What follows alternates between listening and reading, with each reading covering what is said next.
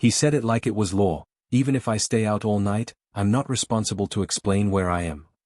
The words hit me like a slap I had been expecting for years but never acknowledged. I froze. Not from fear, no, from clarity. Okay, then neither am I. I said it softly, almost too quiet for him to hear, but it carried the weight of every ignored question, every late-night worry, every time I had swallowed my own life to accommodate his indifference. Hi, my name is Hannah Miller, I'm 32, and that sentence changed everything. The next day, I opened an email I had been avoiding for weeks, a job offer from another country. A clean break. A life-changing opportunity one had been planning to reject just to stay under his shadow. Instead, I clicked accept. I didn't tell him. I didn't announce it. I didn't wait for permission. That night, he came home late, tossing his keys on the counter like they carried all his authority. I smiled. Calm. Steady. Unshaken. Finally, he didn't get to control my reaction. I spent the week preparing in silence, packing, confirming flights, securing finances he had always assumed I couldn't touch. Every small step was a quiet reclaiming of what he had dismissed as irrelevant. And as I zipped my suitcase closed, I asked myself, and you, watching, when someone treats your independence as optional, do you confront them, or do you disappear and let them feel the absence themselves? The taxi smelled of stale coffee and wet leather. Every turn of the wheel felt like a countdown. Hi, my name is Hannah Miller, I'm 32, and for the first time, I was leaving more than my city. I was leaving years of being underestimated behind. I didn't call him. I didn't text. The apartment was empty, though truthfully, it had always felt that way, even when he was home. Every lock I clicked, every step toward the car, was a quiet victory, a reclaiming of time, of respect, of myself. At the airport, I paused at the departure board. The destination country blinked at me like a promise. I swallowed a breath I didn't realize I'd been holding for years. Then the messages started. Where are you? We need to talk. Hannah, please don't do this. I ignored them. Silence had become my shield. Boarding the plane, I watched the city shrink below me. Somewhere down there, he would wake up, realize I was gone, and for the first time, feel the absence he had ignored for years. I felt no guilt, only anticipation. The new city smelled different, sounded sharper, and even the night air was unfamiliar. But the temporary apartment the company arranged felt like freedom, clean and mine. I unpacked carefully, then opened a small folder I had brought, evidence of every achievement, every ignored success, every silent victory he had never noticed. They thought they could ignore me. They had no idea I had packed a quiet hurricane along with my suitcase. By the time the plane touched down, my hands were steady, but my mind was racing. The city outside gleamed under a thin veil of fog, every light a promise, or a warning. The airport felt enormous, each announcement echoing like a drumbeat marking a new chapter. I grabbed a taxi, suitcase clattering beside me, and checked into the temporary apartment. Small, sterile, perfectly mine. For the first time in years, no one could dictate a minute of my life, a single choice, or a breath I took. Then the first shock arrived, an email from him. Short. Panicked. Where are you? What are you doing? I ignored it. Silence was louder than any explanation. 3 days later, a package arrived from his HR department. Internal inquiry. Travel expenses flagged. Hotel stays listed under client meetings that didn't exist. My stomach twisted. He had assumed control even at a distance, but now the evidence of his lies was in my hands. That night, I sat at the small dining table, reviewing every email, every bank transfer, every hidden detail he thought I hadn't noticed. Clarity settled in, cold and sharp. I could strike, and the impact would be precise. I poured coffee, the steam curling like smoke from a quiet fire, and whispered to myself, this is just the beginning.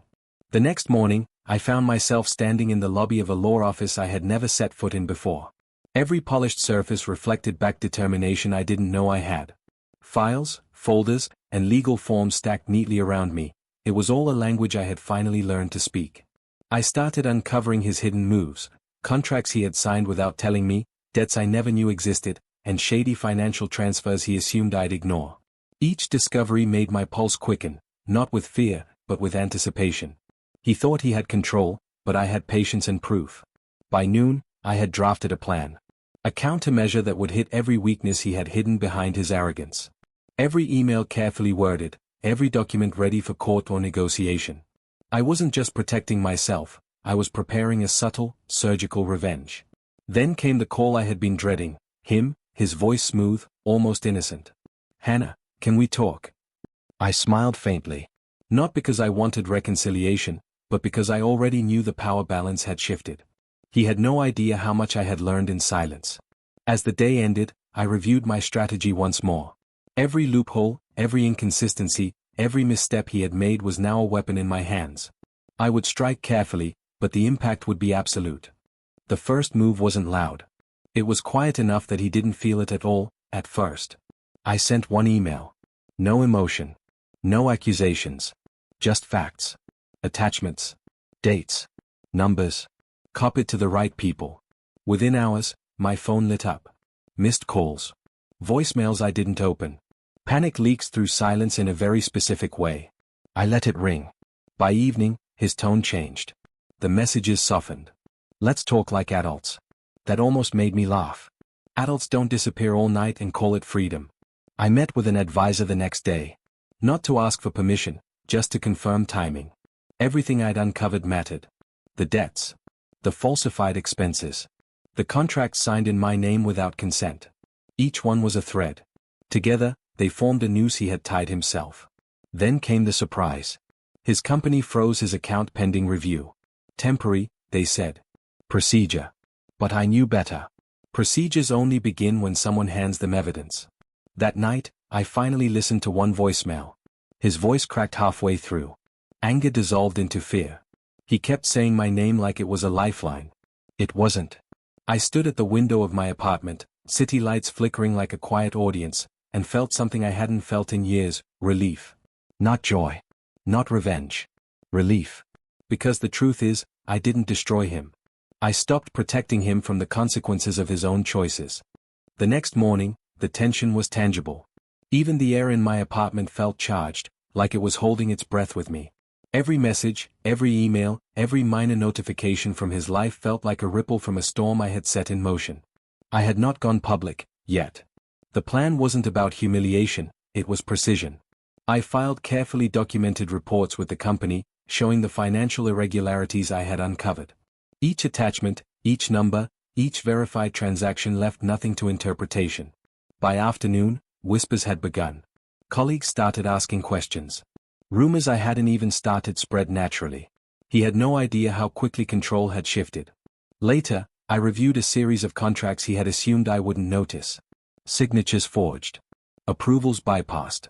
Decisions made without transparency. Each was a dagger hidden in plain sight, waiting for the right moment. At 10 p.m., the call came. Not from him, but from a board member. Calm, professional. "We need to verify these documents.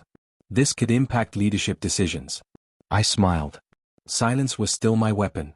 That night, I sat with a notebook, plotting the next move.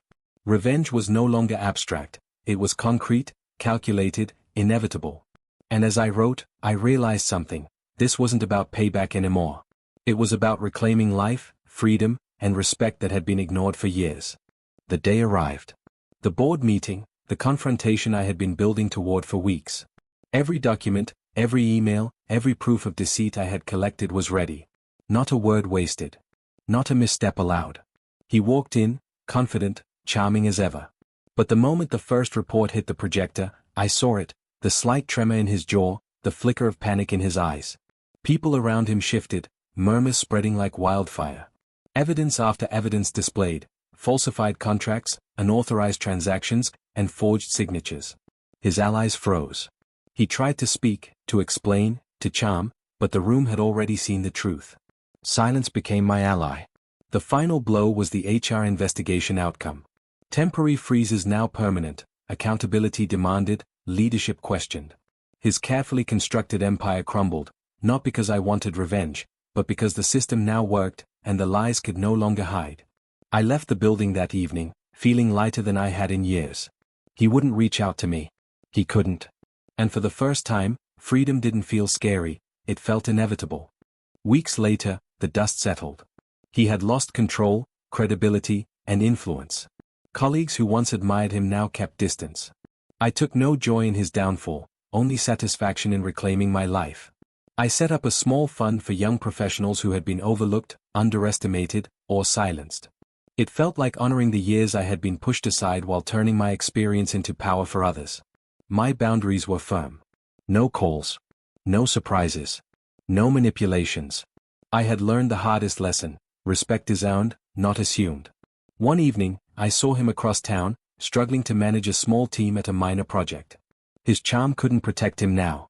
I smiled softly, not with cruelty, but with closure. The past no longer dictated my life. I had faced betrayal, calculated my moves, and reclaimed everything that was mine without losing myself in anger. The final lesson was clear: life rewards those who act with strategy, patience, and dignity.